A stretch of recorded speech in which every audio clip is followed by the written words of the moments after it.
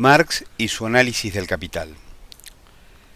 El pensamiento de Karl Marx tuvo un enorme impacto, mucho más allá del mundo académico, lo cual nos sorprende si consideramos su célebre afirmación de que los filósofos hasta ahora solamente han interpretado el mundo. De lo que se trata, sin embargo, es de transformarlo. Si tomamos en cuenta las poblaciones de Rusia y China y toda la gente afectada por la Guerra Fría, estamos hablando de cerca de 2.000 millones de personas. Para bien o para mal, Marx, en efecto, transformó al mundo. No lo hizo mediante acciones directas, sino con una posición como escritor, sentado en el Museo Británico, leyendo, pensando, escribiendo. Lo que quiero revisar aquí es uno de los resultados más importantes de su reflexión, el primer volumen del Capital. En él explica cómo operan las leyes económicas en el mundo capitalista de producción. Para empezar, el libro se llama Capital y el sistema económico que analizamos, el capitalismo. Obviamente, entender el concepto de capital y cómo funciona es imprescindible para este análisis. Pero no es su punto de partida. El capital es una forma de valor. Pero hay otros tipos de valor de los que depende el capital, histórica y lógicamente. El valor básico de una sociedad capitalista, el ladrillo, digamos, con el que el edificio capitalista se constituye, es la mercancía. Es lo que distingue a una sociedad capitalista de cualquier otro tipo. Y con ella Marx empieza su análisis. ¿Qué es una mercancía? En cualquier cosa que se produce para la venta, estas frutas son, pues, frutas, pero si se les pone un precio se convierte en mercadería. Lo curioso de la mercadería es que tiene una especie de doble vida. Por un lado son simplemente cosas que tienen cierta utilidad, cosas que pueden usarse, pero también cosas que pueden intercambiarse. Las cosas en una sociedad capitalista no son solo útiles, sino intercambiables también. Las cosas son lo que son, pero también lo que valen. O en los términos de Marx, tiene un valor de uso y un valor de cambio. El valor de uso de algo, digamos un libro, va en función de sus cualidades materiales. Lo podemos leer para sacar información o por el puro placer. Podemos usarlo para pegarle a alguien en la cabeza, podemos mejorar nuestra postura o quemarlo para calefaccionarnos. En fin, tiene muchos usos debido a sus cualidades materiales. Pero su utilidad no es solo material, sino social, porque puede intercambiarse como una mercancía, como una mercadería, como un objeto en un mercado. Hay dos tipos de valores. Frutas por su precio y frutas por lo que nos agrada. ¿Cuál es el problema? Para Marx el problema es que la vida doble de las cosas no es armoniosa.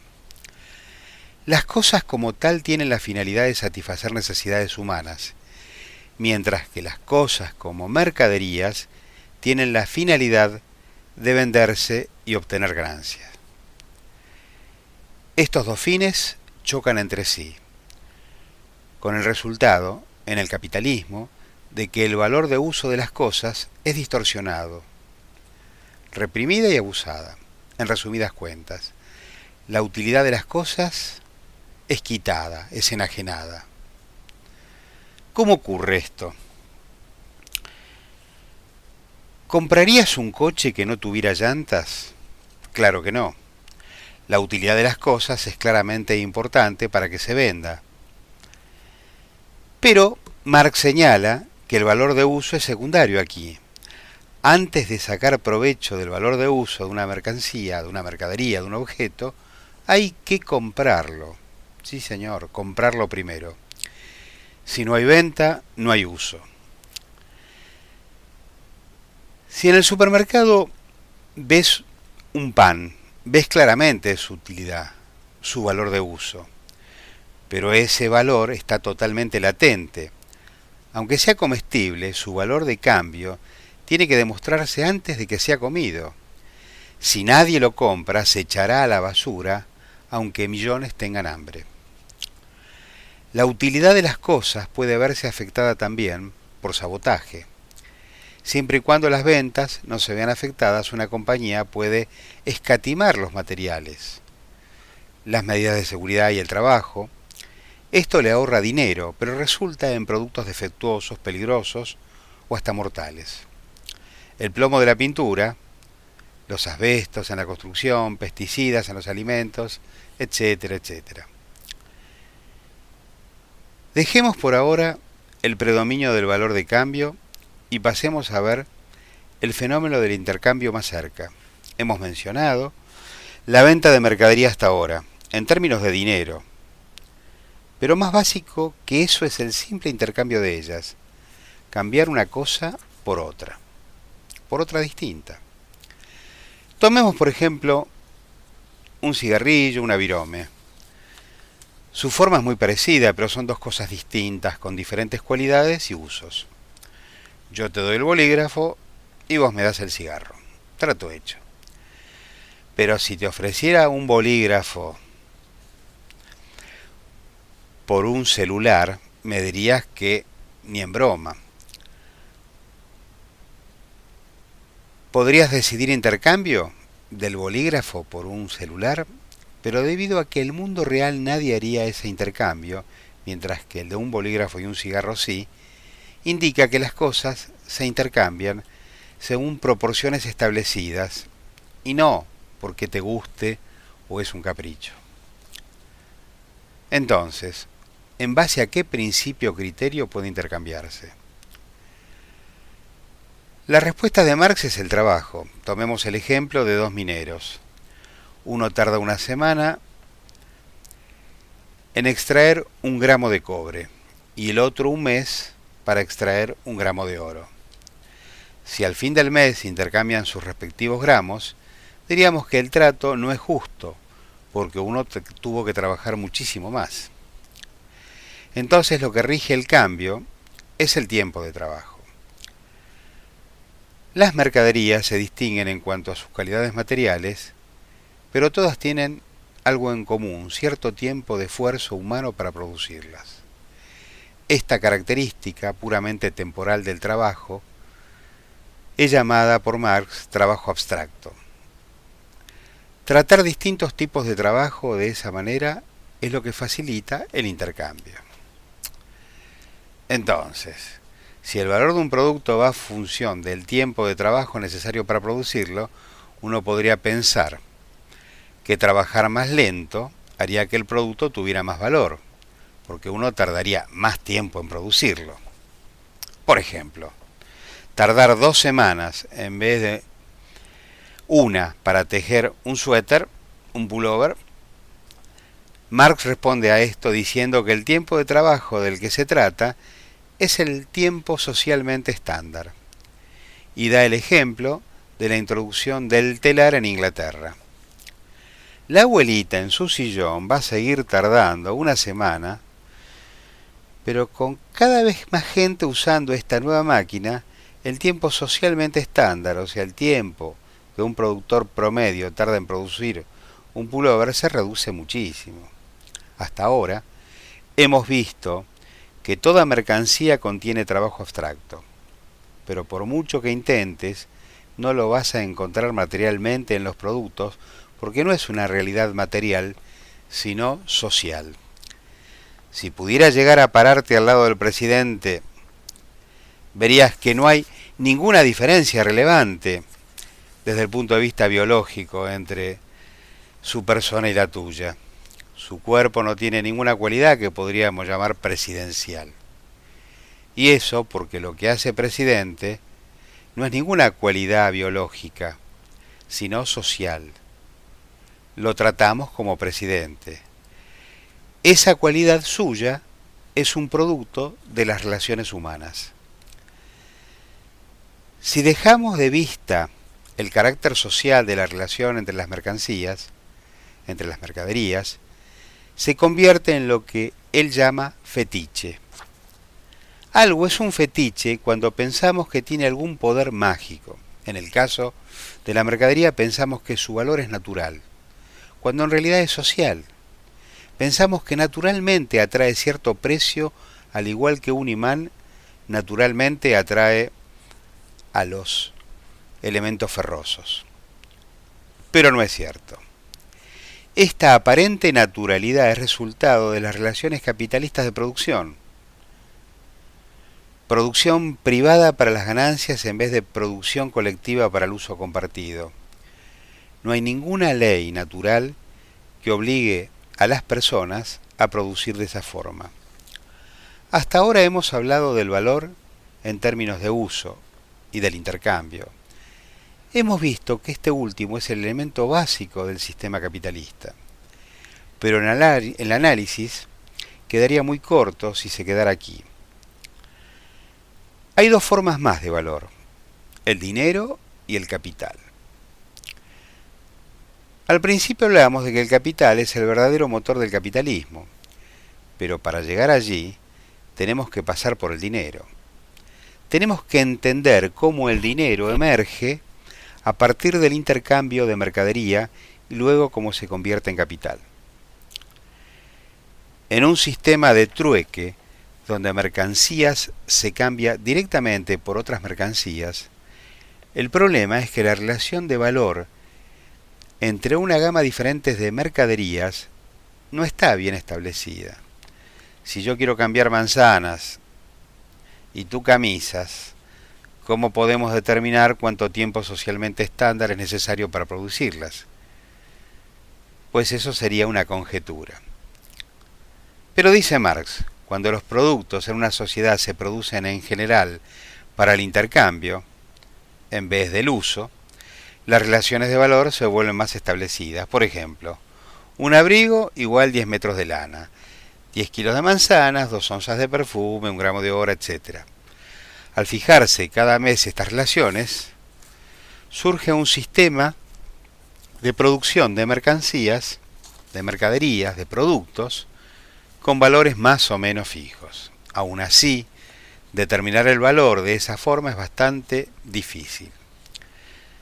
Mucho más fácil es usar el valor de una sola mercadería para expresar el valor de todas las demás.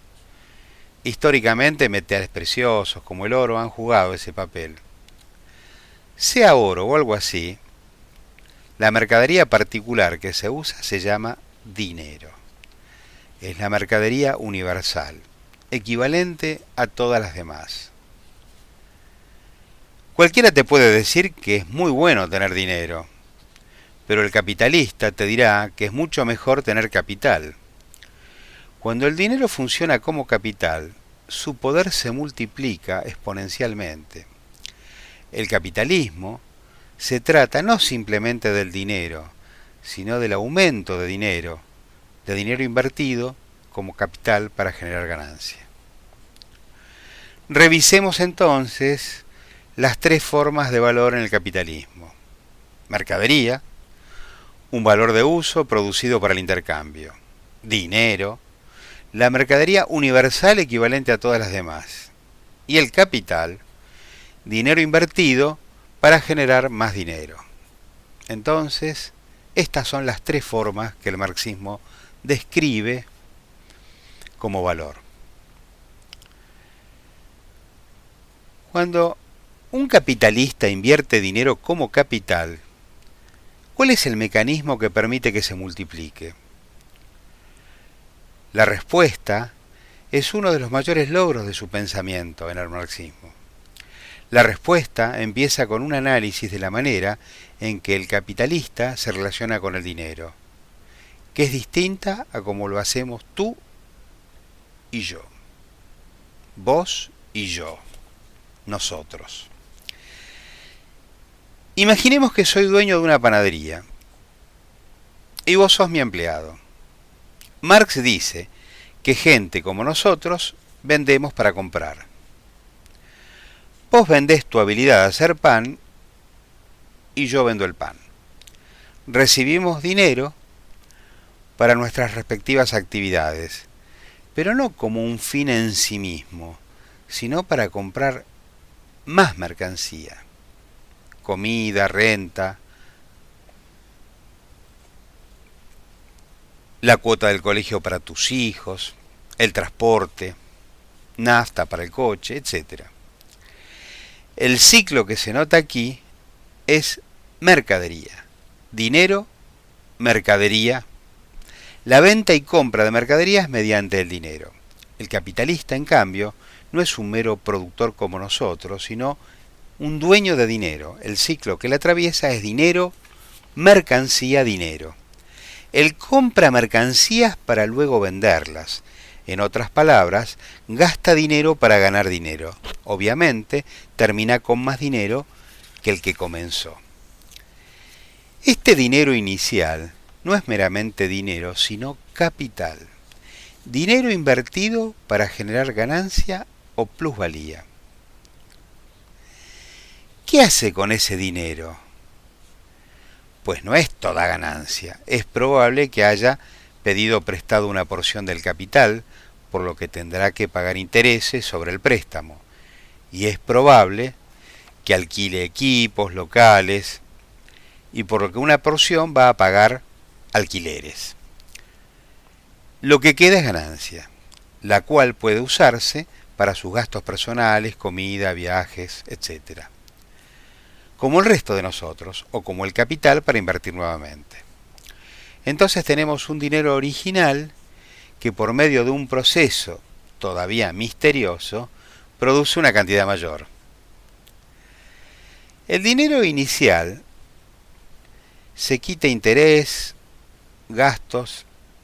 Si lo que queda, digamos, el dinero final, es una cantidad mayor al dinero original, entonces lo que tenemos es una acumulación de capital.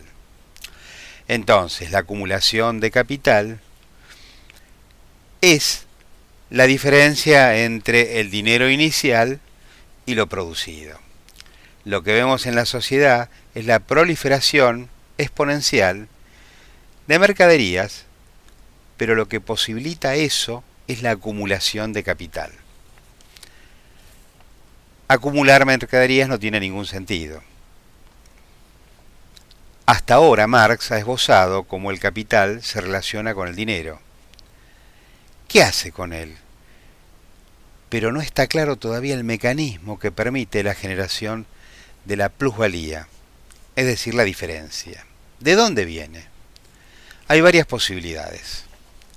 El capitalista podría simplemente subir sus precios para sacar más ganancias. Podría cobrar más, por lo que según el tiempo socialmente estándar, valdría un poco menos. Esto no funciona debido a la competencia.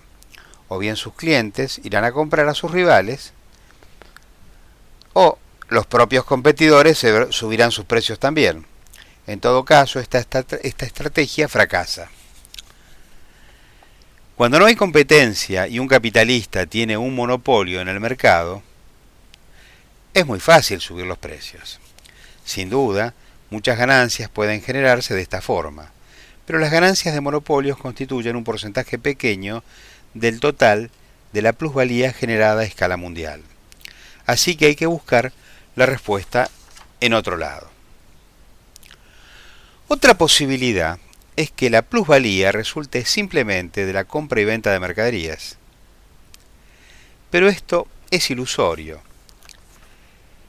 El otro día, en una panadería, vi a una humilde compradora llenando sus canastas con pan que luego iba a salir a vender a la calle. A 1 o 2 pesos más de lo que ella había gastado para comprarlo. Esto es lo que la tienda en la esquina hace. Compra productos de una central de abastecimiento y los vende un poco más caro. Pero está claro que esta mujer que sale a vender no va a convertirse en una gran capitalista haciendo eso. Gana lo suficiente para sobrevivir, pero un poquito más, lo que hace que no genere capital. El fenómeno que vemos en el caso de la humilde vendedora de pan y del comercio normal es el del simple intercambio. Es fácil identificar la naturaleza del capitalismo con este proceso porque es lo que vemos en todas partes.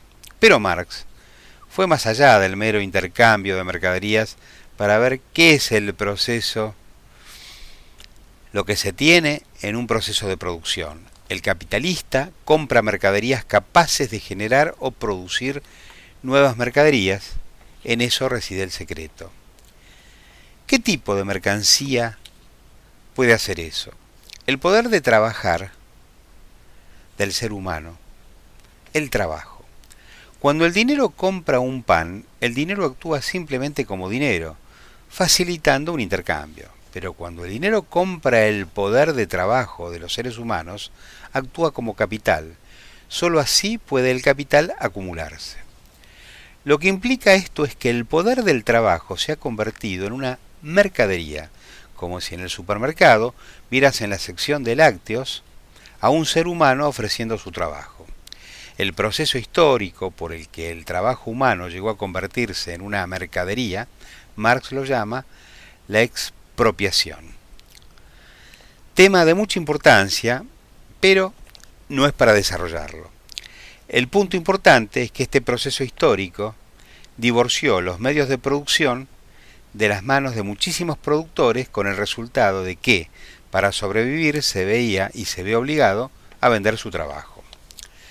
Vimos que simplemente subir los precios no genera plusvalía, sino solo la explotación de esa clase trabajadora. Pasemos a ver qué quiere decir Marx por explotación.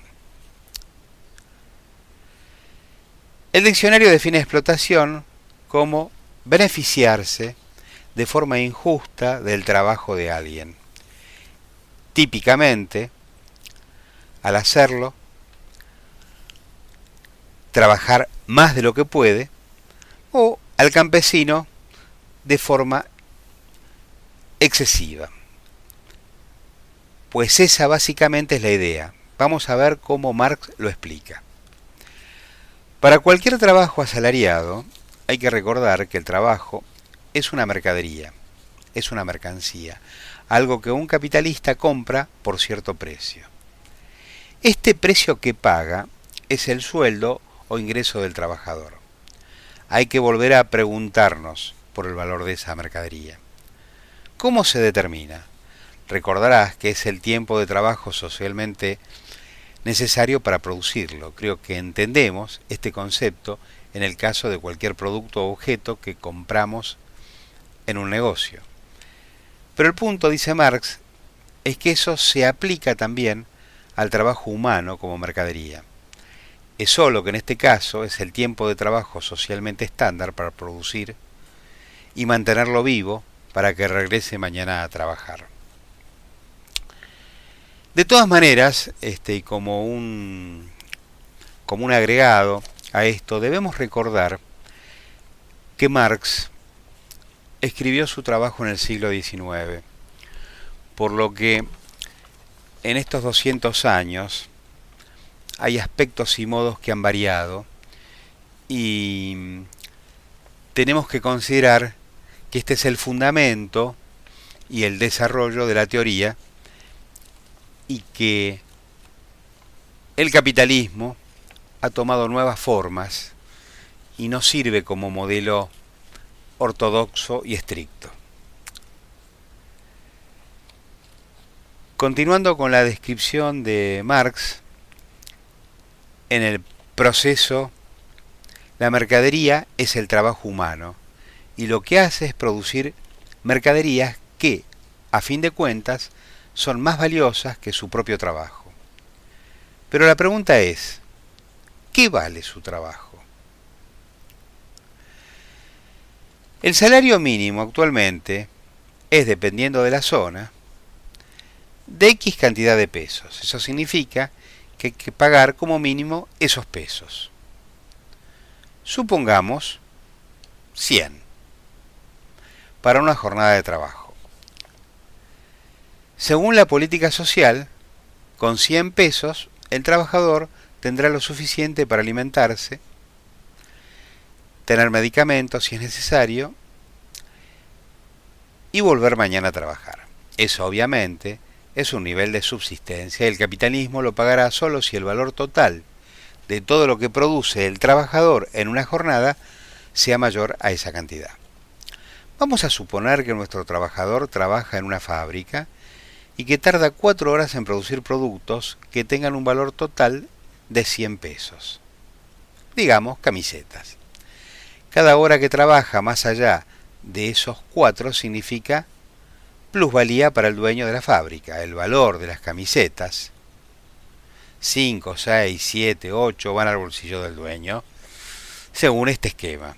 El trabajador es explotado ya que recibe una compensación menor al valor total de su trabajo.